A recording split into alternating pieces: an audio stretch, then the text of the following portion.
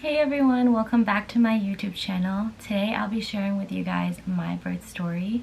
Sorry it's been a while. I've been super busy taking care of my newborn and dealing with some postpartum stuff. Our beautiful daughter, Ella Rosung Lian, was born on October 8. She is 2 months old now, you guys, and it's crazy how time flies by. She's now trying to talk, she's now smiling and laughing, and it's just crazy. I'm so excited to share this story with you guys because, as you guys can tell from the title, I did tear 3rd degree and it was extremely painful. Along with that, my epidural did wear off. But before we get started, please make sure to subscribe to my YouTube channel. I will be uploading more often. I have a lot of video ideas coming up for the next year. I guess I'll begin with when I was 39 weeks pregnant at my last OB appointment. I started thinking about getting an induction date because my doctor was afraid that the baby might be getting way too big and then that I could risk complications and also a C-section. So I set the induction date for October 4th, but we didn't actually get in until October 7th.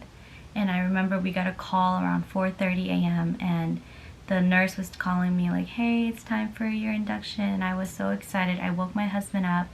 We got ready quickly and we left the house in literally 30 minutes and arrived at the hospital. But before we got to the hospital, we did make sure to eat something. We got McDonald's and then was on our way there. Right when we got to the hospital, we signed forms and papers, we got admitted, and I started changing into the hospital gowns. And then the nurse quickly put 2 monitors on my belly, one to monitor the baby's heartbeat and the other one was to monitor my contractions. Then an hour later, the nurse did come in and put an IV on me, and it was really painful, you guys. I did not realize how painful getting an IV would be. The needles were like this big, and the location that she put the IV on was on my wrist, which was one of the most sensitive parts in your body. I wanted it here, but apparently I didn't drink enough water, so she couldn't find my vein. Tips for new moms out there, or anybody who's about to get their blood drawn: make sure you guys drink water. That is extremely important. That way the nurse could see your veins and you'll be good to go. After getting my IV, the nurse came back an hour later and checked my cervix, and you guys, that cervix check was really painful. I mean, I was so scared of getting my cervix checked because I heard, 1, it was really painful, which it is, and 2, it doesn't really indicate whether you're going to labor or not. So I was just kind of holding it off till I actually need to. And then the nurse said that I was 2 to 3 centimeters, and that was good news because most women that do get admitted for an induction, they usually are around 0 centimeters. The nurse was really impressed and she was like, you're probably exercising a lot, aren't you? And I was like, not really, but I do go on walks and I do bounce on my little bouncy ball things. That really did help me dilate more. So then after that, she gave me this small little pill to start softening my cervix. After the nurse had given me a little, like a small pill that went up my cervix to soften it, I was 2 centimeters and they'll check me back in 45 minutes. I'm contracting regularly, but it's not like painful to the point where I can't talk. I can still talk through them, and yeah, everything's good so far. I just woke up from my nap. I'm not in pain. Good job. These contractions are much stronger than I've ever felt them before, but again, they're still tolerable, so we might have the baby soon. I think about an hour or 2 hours after she gave me that pill, she came back and checked on my contractions, and they were pretty consistent, but I wasn't feeling any pain really. I wasn't contracting to the point where I couldn't talk or anything like that, but they were getting a little bit more painful, so that means that it's working. But then she decided to put me on Pitocin because my body was responding well to the pill, and she thought that I would have faster labor if I was getting that Pitocin in me.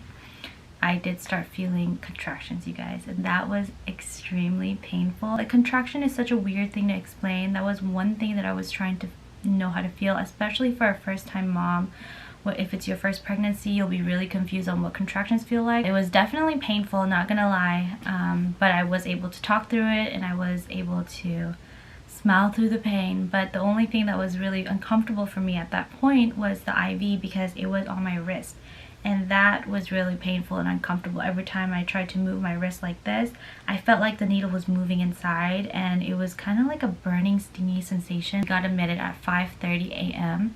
and now it's 2 p.m. and I'm starting to contract really well, meaning it's 2 minutes apart and it's lasting for at least 2 minutes or so. I was really worried about when I should get the epidural, because that was one of my birth plan, was to get an epidural.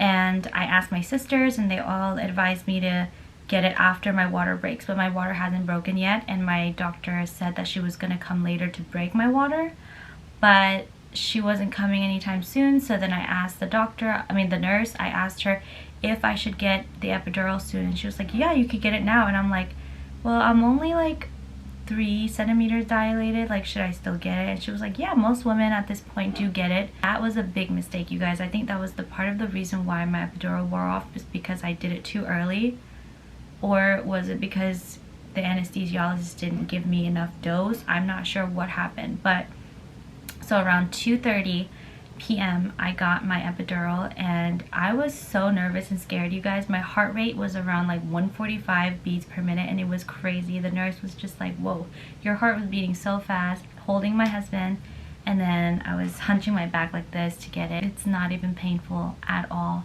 The most painful thing, I guess, needle wise, is the IV. Basically, that's just it. Like, the epidural was nothing compared to the contractions and compared to the IV that I got. Getting an epidural feels like a warm sensation. Like, your body's numb, all the pain is gone, and you're just like so happy because you've been in pain for so long. It just all went away within seconds. And I told the anesthesiologist that I did not feel anything anymore, and he was telling me, wow, that's pretty quick. Like, maybe that's why we're gonna give you less of a dose, because your body is pretty sensitive to this medicine. So if you ever need it, just press the button, and then more dosage will come. And so I said okay, and then he left. After getting the epidural, I was able to sleep more, and it was an awesome feeling. Just getting at least 30 minutes of sleep was really much needed, especially for my husband and I. Doing so good. Mommy's so strong. I'm so happy. Yeah. I'm so happy too. I was so sad before, right? Yeah. My face and everything. Alright, we'll keep you updated after something major happens. Yeah, after water break. And Ella, if you're watching this, we love you so much. We can't wait to see you. Can't wait to see you. Love you. Bye. The doctor was supposed to come at 6 p.m. to break my water, but she didn't. I think she came around 9 p.m. So then she came at 9 p.m. to break my water. I didn't feel anything. When I got my cervix checked, I didn't feel anything. And I think when she broke my water, at that point, I was already 7 centimeters dilated. About an hour after she broke my water, I started feeling pain, like this backache in my lower back, and it was kind of confused because I got the epidural. I shouldn't be feeling any pain. So I pressed the button to give me more dosage, but it didn't work at all. So I called the nurse and I said, am I supposed to be feeling any pain? And she said, no, you're not supposed to be feeling any pain. You're supposed to feel some sort of pressure, but not pain to the point where it's like actually painful, because you did get the epidural. I asked her, well, can I get the anesthesiologist to give me more dosage or something? Can he fix it? And the nurse told me at this point it was already too late, because the baby's head was so low in my pelvis that the baby was going to come out any second. So she said, whatever you do, you're always going to feel this kind of pain. It doesn't matter if you get more epidural at this point. I was kind of confused, but I just said okay. And so she checked my cervix, and I was already at a 10. At that point, I started feeling everything. The nurse said, you're 10 centimeters dilated, so let's start practice pushing. We started practice pushing for like 30 minutes, and I was pushing really well. And I was like, oh, this is easy. Like, even though I'm in pain, I'm pushing. She said I'm pushing well, so I guess it must be easy. So then she called my doctor, and my doctor came right away. And then we started pushing. pushing was one of the hardest in my whole entire labor experience, because I thought it was going to be the easiest, but it was so hard because you're in so much pain. I don't know what it feels like for women who do get the epidural and they don't feel any pain, but they do feel pressure. But for me, I felt pain and I felt everything, so it was really hard and I was so tired. The doctor told me to literally put my chin against my chest and start pushing, and it was like doing crutches while you're pregnant. And then every time I pushed, the baby's head would kind of come out, and you could kind of see her hair and her head, but then she would always go back inside after I stopped pushing.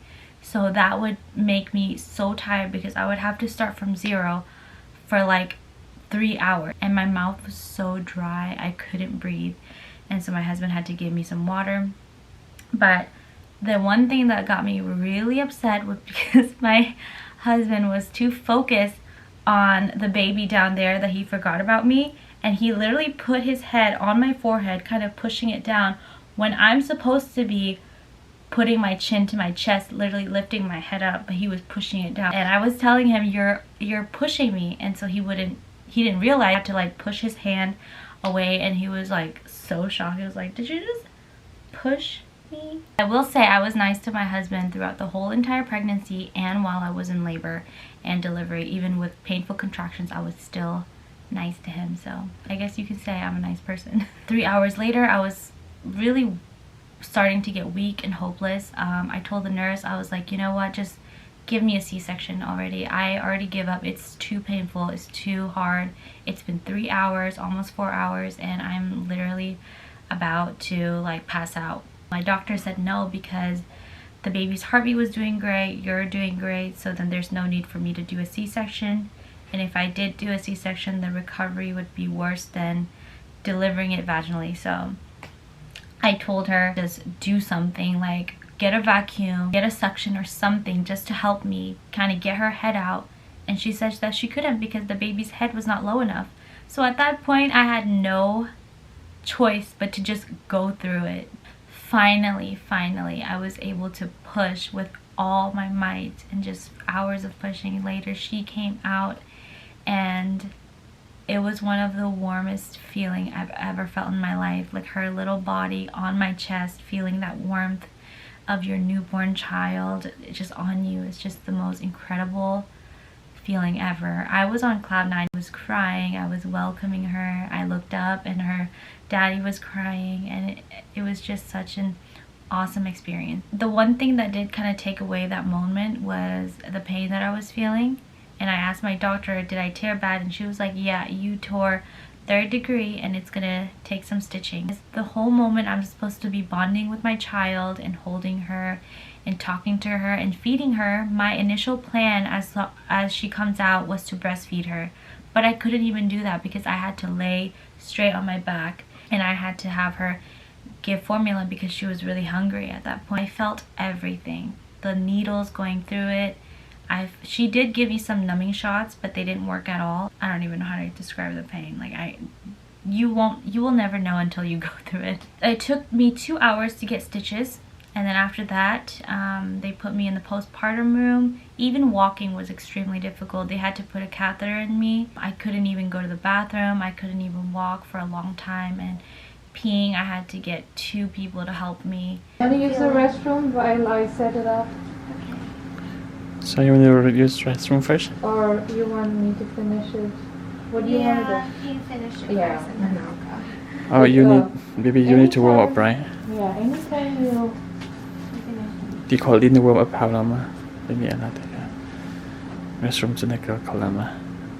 Oh yeah, I think it's better if I go Yeah. now because I have to do skin to skin, okay? I just want to give a big shout out to my husband for just being there with me. He literally is the strongest person I know, and he's never touched a baby before in his little life, let alone a newborn, let alone his own child. But he was able to take care of her, change her diaper, hold her, and swaddle her. And there were some stressful moments because we were new parents, and he was able to handle that like a pro, so I'm very, very thankful for him. not only that, but he was also taking care of me. Everybody is different. Everybody do go through different things during their labor and delivery. But I will say, I will recommend, and this is what I'm going to do my next pregnancy, I will definitely not get my epidural until after my water breaks, because I think I got it too early. Maybe that's why my epidural wore off. I don't really know why it did. I'm honestly traumatized at what happened. But the baby, Ella, is healthy and she is so strong. She is so beautiful, and that's all that mattered. Like, I would definitely go through that 100 times more if it meant having her again. And I'm just so thankful to God that she came out healthy, that I'm healthy. And the recovery process did take a long time. I wasn't even able to change her diaper or even hold her for honestly a month. Like, I couldn't even walk for a month. And there are some days where I got really upset and I cried so many times.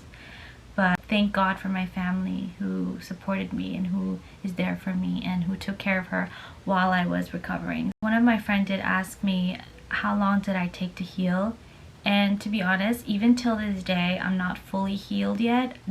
I do feel some soreness if I'm in a certain position or squatting position, but I'm able to walk, I'm able to hold my daughter, and I think it's just a slow recovery process. I think it usually takes at least like 1 year to actually fully heal.